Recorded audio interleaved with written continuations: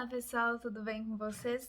Na aula de hoje a gente vai falar sobre redes de distribuição de água. Então nós vimos lá parte de captação, as adutoras que colocam essa água, nos pontos, o sistema de reservação e agora por fim a última parte que é de responsabilidade da concessionária de abastecimento de água, que é as redes de distribuição, que são as redes de distribuição. Então, é como a gente vai colocar essa água disponível para o consumo. Então, a partir desse ponto aqui, a gente leva a água dos reservatórios até o cavalete. A partir desse ponto, já é responsabilidade, já consiste no sistema predial de abastecimento. Então, a gente vai discutir agora o dimensionamento dessa rede de abastecimento, Então, calcular diâmetro, quais as pressões que devem ser normatizadas, a gente já viu isso lá em hidráulica, mas vamos dar uma relembrada nisso daí, tá bom? Vamos lá?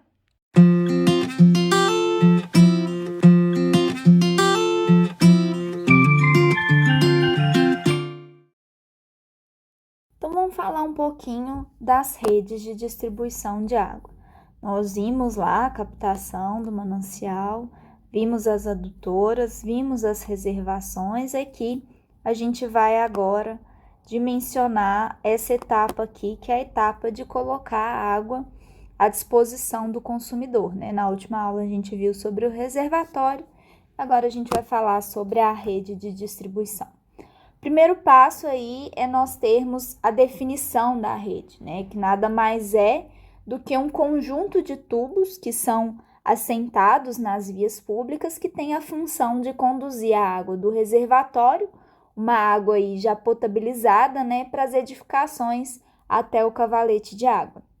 Do cavalete para dentro já é uma instalação predial e já não é mais responsabilidade da concessionária de saneamento, E qual é a importância, A rede de distribuição é importante por ser a parte mais próxima aí do consumidor, então a gente tem que ter uma especial atenção com relação à segurança dessa rede, E a gente tem que lembrar que o objetivo da concessionária é diminuir as perdas e isso inclui trabalhar aí com as pressões no sistema, Pensar também, além de diminuir as perdas, melhorar cada vez mais a qualidade da água, Essa água ela saiu de uma estação de tratamento, de um ponto que talvez seja mais distante aí do ponto que ela vai ser entregue, E aí essa água vai ficar armazenada no reservatório.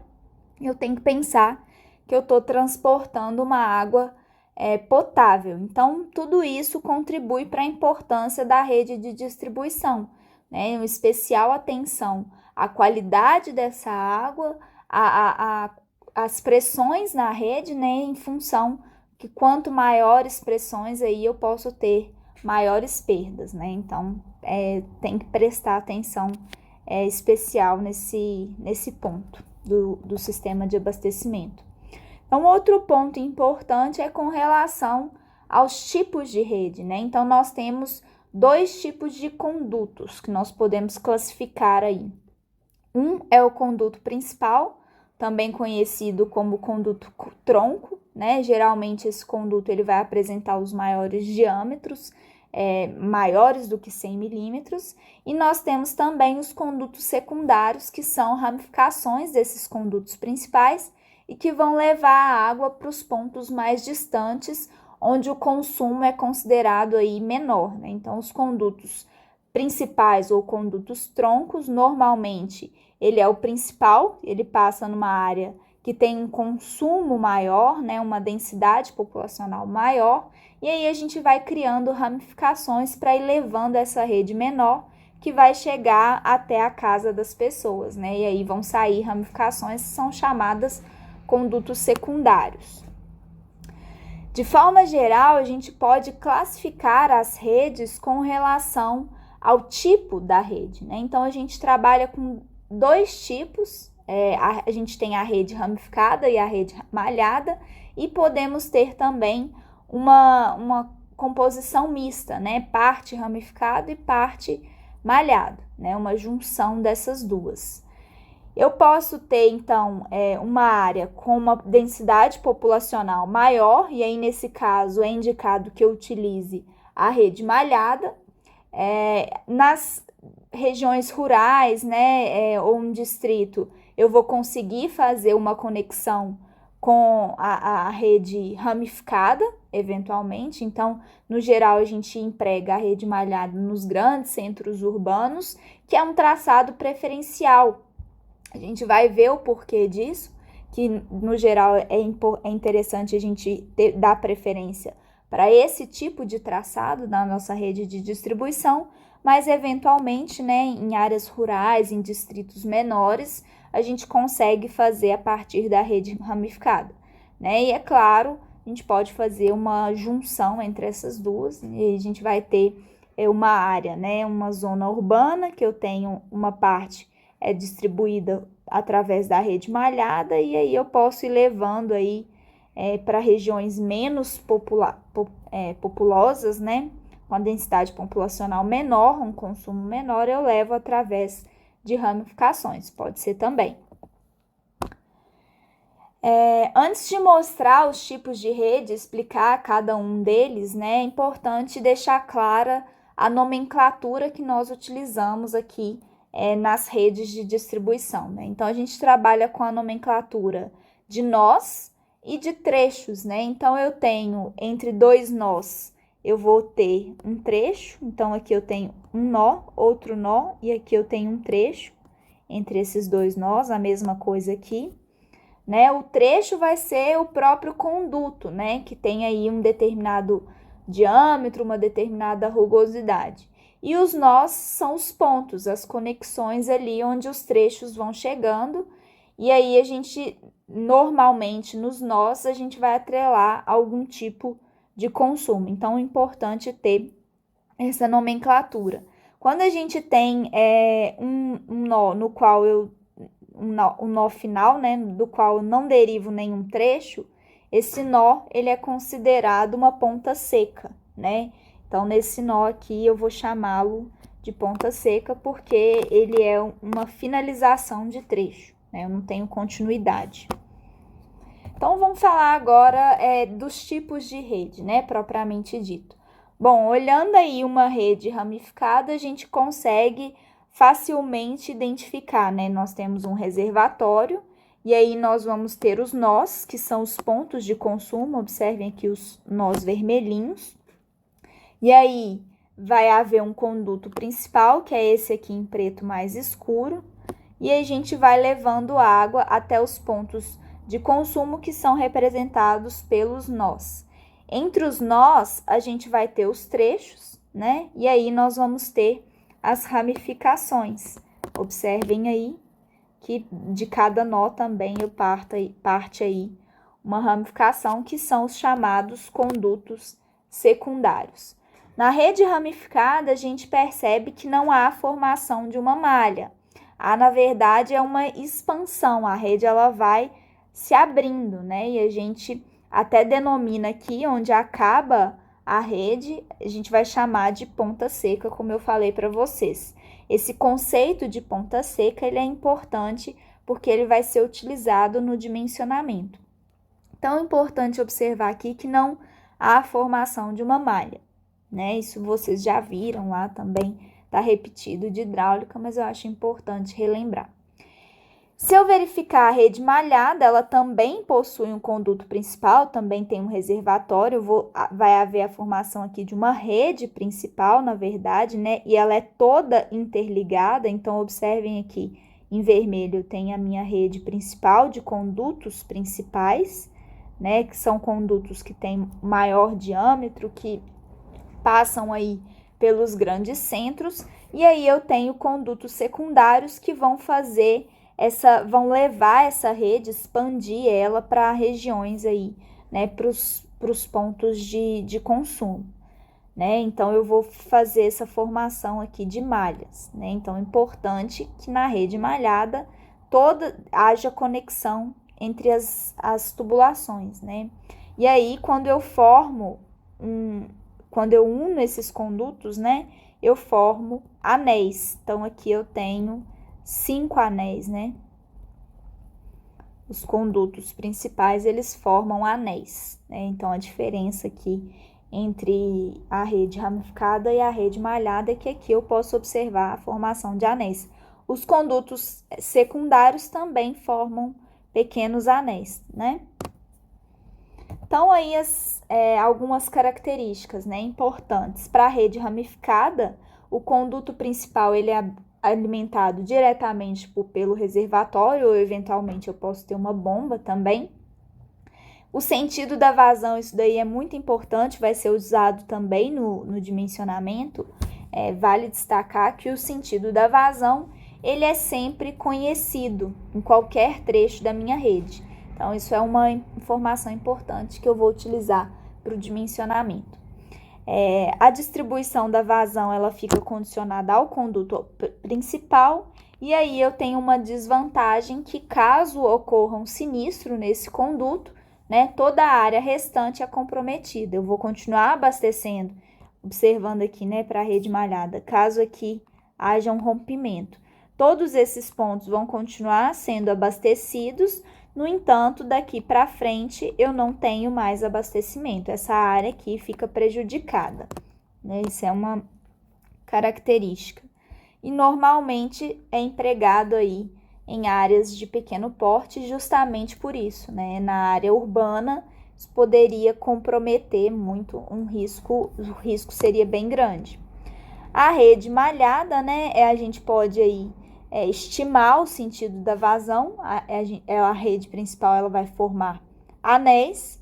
O sentido da vazão ele pode variar conforme a variação no consumo. Então, a gente pode estimar qual que vai ser o sentido da vazão, mas com o tempo esse sentido ele vai variar.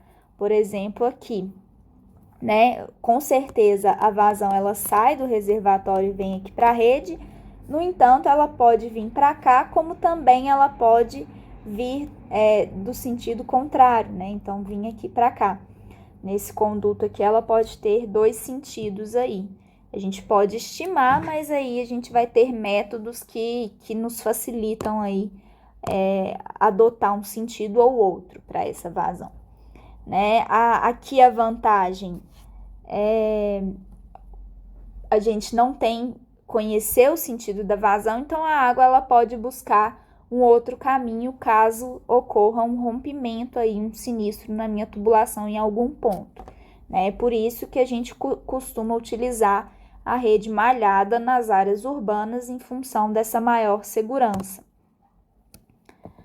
E aí eu vou ter, né, a rede principal, como eu falei para vocês, rede principal, a rede secundária, a gente tem algumas recomendações aí, né? Essa rede, para a rede malhada, a rede principal tem tubulações principais e secundárias, e quando a gente trabalhar com a rede malhada, a gente precisa desenvolver circuitos que sejam fechados, né, como eu falei, sempre que o traçado urbanístico permitir, de modo a evitar sinistros, né, e melhorar o sistema de abastecimento.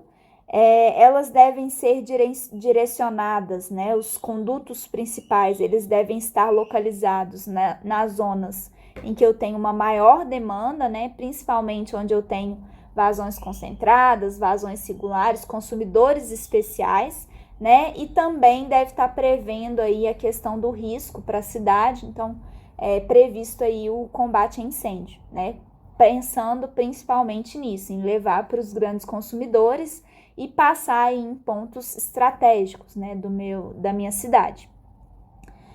As tubulações, elas devem ser localizadas em vias ou áreas públicas, né? Tomar cuidado com as áreas públicas, pensar em levar a água primeiro, antes da pavimentação, preferencialmente. Deve-se evitar localizações em que áreas que não sejam pavimentadas, onde o trânsito seja intenso, deve ser evitado. E deve-se procurar colocar essas tubulações em regiões em que não haja interferências significativas nas vias públicas, né? E onde as condições de solo possibilitarem um melhor assentamento, né? Prestar atenção no nível da água, enfim. Tudo isso deve ser levado em consideração. Já com a rede secundária, o que acontece muitas vezes é que eu tenho uma via muito larga e aí é necessário criar duas redes para fazer a ligação com o cavalete, uma em cada lado da via para facilitar ali o acesso à alimentação predial, né? Então, dependendo da largura da via, do tipo de pavimento e da intensidade do trânsito, pode ser necessária essa implantação de rede dupla, né? Então, eu vou ter uma tubulação em cada passeio. De modo geral, eu devo limitar o comprimento, né, a no máximo 600 metros, sem nenhum tipo de inspeção, sem possibilidade da manutenção naquela rede, então evitar isso daí, né, colocar um comprimento de tubulações inferior aí a 600 metros. As redes secundárias também devem formar a rede malhada, evitando aí extremidades mortas ao máximo. Em ruas, né, onde eu tenho uma tubulação principal, que o diâmetro nominal seja maior ou igual a 300 milímetros, eu devo pensar que eu não vou conseguir fazer a ligação predial com esse diâmetro. Então, eu tenho que pensar na rede secundária, nessa situação também, para fazer a ligação predial. Bom, o fornecimento de água para essa rede, ele vai sair do reservatório. Na maioria dos casos, esse reservatório é elevado, mas também pode ser apoiado, semi-enterrado ou enterrado, isso depende da cota do terreno, né? Eu tenho que garantir uma pressão adequada na minha rede, tem que ser maior do que 10 metros de coluna d'água e menor do que 50 metros de coluna d'água. Pode ser que ali eu vou ter uma elevatória ou um tanque hidropneumático para garantir a pressão na rede, aumentar a vazão, né, e garantir o fornecimento de água. Então, esse fornecimento de água a gente já viu, né? Além de pensar no traçado, a gente também tem que pensar na setorização da minha rede, né? Algo muito importante se você quiser reduzir o gasto energético do sistema, reduzir as perdas, então setorizar é algo fundamental. Com a setorização, a gente consegue ter um controle mais rigoroso das perdas e até mesmo da qualidade da nossa água, né? Para implantar essa setorização, eu vou dividir a rede em setores que devem aí levar em consideração, né? Por exemplo, as vias principais, né? Você pode ter uma via ali principal passando e aí eu separo, né? Do lado de cada via eu tenho um setor, do outro lado eu tenho outro setor. Ou eu posso classificar com relação à vazão demandada, com características diferentes. Então, uma área eu tenho uma vazão que eu consigo agrupar, né, em uma característica que a separa de outra área. Então, pode ser um outro critério para setorizar. Reservatórios também, a existência ou não de reservatórios. Então, pode ser que eu tenha 2 reservatórios. Então, eu faço a minha setorização um setor para cada reservatório, também pode ser, né? Eu também posso ter uma diferença de nível aí muito grande em diferentes regiões, que é muito comum, né? A diferença de 30, 40, 50 metros. Então, eu posso tentar criar ali setores até para eu poder trabalhar com valores próximos de pressão, né, na minha rede. Então, também seria interessante setorizar tendo isso em vista. Aqui um exemplo da setorização, eu faço a setorização por conta da própria cota, né, dos pontos de distribuição e da distância entre eles. Eu tenho aqui um reservatório de rede para a zona baixa, uma zona alta e uma zona média, né? Cada uma dessas tem um sistema de abastecimento, uma rede de distribuição diferentes, né? Aqui eu tenho um reservatório que abastece aqui a zona baixa e eu tenho bombeamento dessa água também que vai para a zona alta. Aqui eu tenho um reservatório na minha zona alta e eu posso levar essa água para a zona média. Eu utilizo uma válvula redutora de pressão em função aqui das pressões que podem vir altas da minha zona alta. Então, eu posso setorizar tendo isso em vista.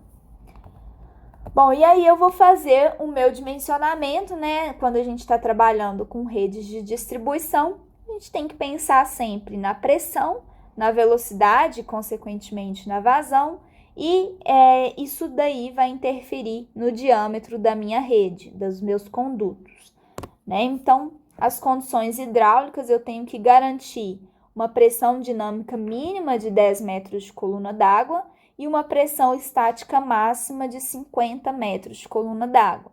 Né? Em sistemas de grande porte, em que há diferenças de cotas superiores a 60 metros de coluna d'água, como a gente falou aí, eu posso dividir o meu sistema, na minha rede, em zonas de pressão. Para o dimensionamento, a gente trabalha com a vazão máxima que cada conduto é capaz de transportar, né? Então, cada diâmetro tem uma velocidade máxima, então eu vou ter uma vazão máxima para cada diâmetro. Então, o dimensionamento da rede, a gente vai pensar nessa vazão máxima para cada tamanho de diâmetro, né? É diferente do que a gente viu lá para as adutoras. E a gente pode calcular essa velocidade máxima a partir dessa expressão ou utilizar tabelas aí da bibliografia, né? Bom, a gente costuma adotar para tubulação secundária diâmetros entre 50 e 75 milímetros e para tubulação principal diâmetros maiores do que 100 milímetros. A vazão de distribuição a gente já conhece, né? Se for, a gente vai considerar o consumo máximo horário, né? O coeficiente da hora de maior consumo.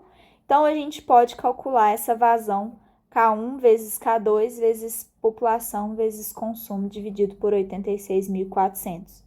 Né? A gente pode utilizar essa vazão específica relativa à extensão da rede, quando a gente divide por L, que é a extensão total da rede, ou relativa à área, quando a gente divide pela área a ser abastecida. Né? A gente pode utilizar a vazão específica relativa à extensão da rede e relativa à área, eventualmente quando a gente precisar fazer a distribuição em setores, vocês vão ver isso lá, quando a gente fizer exercícios, né?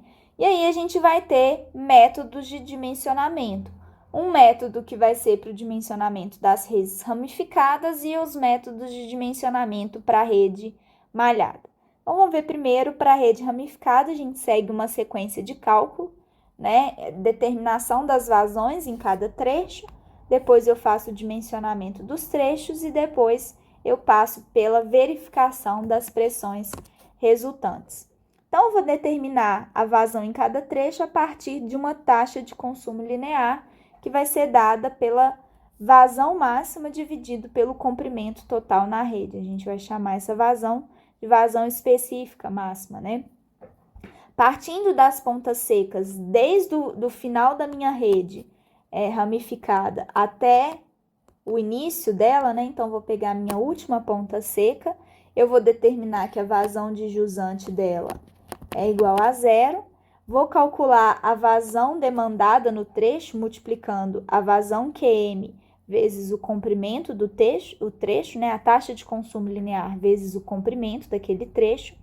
E a vazão de montante vai ser a vazão de jusante mais a vazão demandada no trecho. A vazão de montante do trecho vai ser a de jusante do trecho seguinte.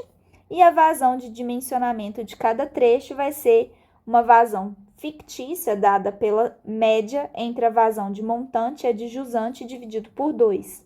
Né? Quando eu tiver pontas secas, a gente tem também um outro cálculo para vazão fictícia, que a gente pode observar lá nos nossos materiais de hidráulica. Então, como é que a gente vai fazer, né? A gente vai estabelecer limites de velocidade para cada diâmetro, limites de pressão para o funcionamento da rede. Então, eu vou admitir os diâmetros para cada trecho e determinar as pressões. Vou calcular as perdas de carga em cada trecho em função das vazões de dimensionamento e das velocidades limites. Para o ponto da rede de condição mais desfavorável, eu vou estabelecer a pressão dinâmica mínima de 10 metros de coluna d'água, ou se o caso mais favorável for com relação à pressão estática, eu vou estabelecer o máximo de 50 metros de coluna d'água. Com isso, eu vou calcular as cotas piezométricas, né? A pressão dinâmica mínima mais a cota topográfica. A partir da cota piezométrica do ponto mais desfavorável, eu vou calcular as outras cotas piezométricas de montante e de jusante de cada trecho com base nas perdas de carga que eu já defini. Observação: as pressões dinâmicas ou disponíveis em cada trecho são obtidas pelas diferenças entre as cotas piezométricas e as cotas do terreno. Bom, isso aí a gente já viu, já fizemos exercícios lá em hidráulica. Caso vocês tenham alguma dúvida com relação a esse dimensionamento, a gente pode discutir. Eu ainda vou passar um exercício que é o mesmo que a gente viu lá em hidráulica para a gente dar uma relembrada, uma fixada nisso daí melhor. E também temos, quando tivermos redes malhadas, a gente vai utilizar o dimensionamento utilizando um método iterativo de Hardy-Cross, que vai ser caracterizado pela hipótese de um abastecimento da área através de anéis ou circuitos que são formados pelos condutos principais e vão ter algumas regrinhas básicas, Em um nó qualquer, o somatório de vazões que chega nesse nó é igual a zero, E a gente vai considerar positiva a vazão que chega e negativa a vazão que sai. Em um anel ou circuito, o somatório das perdas de carga é igual a zero. E também vamos considerar positivas as perdas no sentido horário e negativas as perdas no sentido anti-horário. Os condutos secundários vão ser dimensionados por meio dos diâmetros mínimos estabelecidos. Então, tá aí o método de Hardy-Cross, considerando o nó, a vazão que chega, positiva, a vazão que sai, negativa. O somatório das vazões que incidem nesse nó é igual a zero. Também as perdas de carga, A gente tem a perda de carga no anel em cada trecho. Então, perda de carga no sentido positivo, no sentido horário, a gente considera positiva. Perda de carga no sentido anti-horário, no 3 e no 4, a gente considera negativa, Olhando aqui para um anel. A gente pode calcular a vazão específica, como sendo a vazão máxima horária, aquela vazão que a gente aprendeu a calcular pelo consumo, dividido pela área. A vazão em cada nó é igual a vazão específica vezes a área de influência desse nó, A gente pode definir a área de influência pelos retângulos aqui de influência,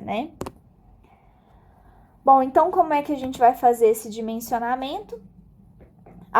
Vamos atribuir, partindo-se dos pontos de alimentação, uma distribuição de vazão hipotética, QA, pelos anéis. Então, a gente vai supor uma vazão, QA, que vai obedecer em cada nó à equação da continuidade, E a gente vai ter que o somatório de vazões em cada nó deve ser igual a zero. Essa vazão inicial que a gente chutou, definiu, inicialmente a gente vai determinar o diâmetro de cada trecho com base na velocidade econômica. Para cada trecho de cada anel, eu vou calcular a perda de carga em todos os anéis, sendo que o somatório das perdas de carga por anel deve ser igual a zero. Se isso der certo, a vazão que a gente chutou, que a gente estabeleceu, está correta. Se não, a gente faz novamente, o método é iterativo. Então, a gente vai repetir até que eu consiga atingir que o somatório das perdas de carga seja nulo ou atinja aí um limite, que a gente especificar. Então, se eu não satisfizer essa condição, eu vou determinar uma correção para o cálculo da vazão, que vai ser dada por essa expressão aqui, em que a perda de carga pode ser calculada a partir da fórmula universal ou da equação de Hazen-Williams, qualquer uma dessas duas, As novas vazões em cada trecho vão ser a vazão anterior mais esse ΔQ que eu calculei. Eu vou repetir essas operações até que um valor de ΔQ se apresente menor ou igual a 0,5 litros por segundo e o somatório das perdas de carga fique em torno aí de meio metro, Determinados os valores finais de vazão e de diâmetro, eu vou calcular também os demais elementos, velocidade, cotas piezométricas e pressões disponíveis e verificar se estão dentro dos limites estabelecidos.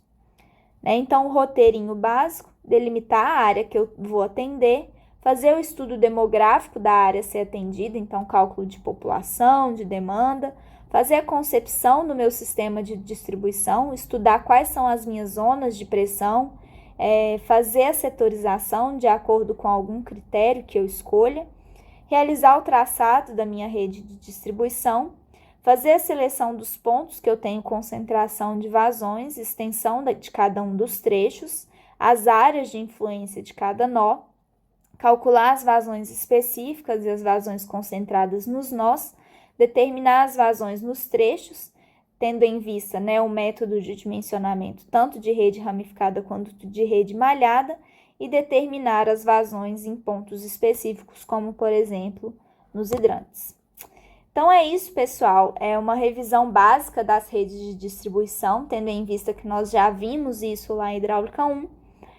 Espero que tenham conseguido relembrar, puxar esses conceitos na memória de vocês. Qualquer dúvida, vocês podem me procurar. Muito obrigada pela atenção e até a próxima aula.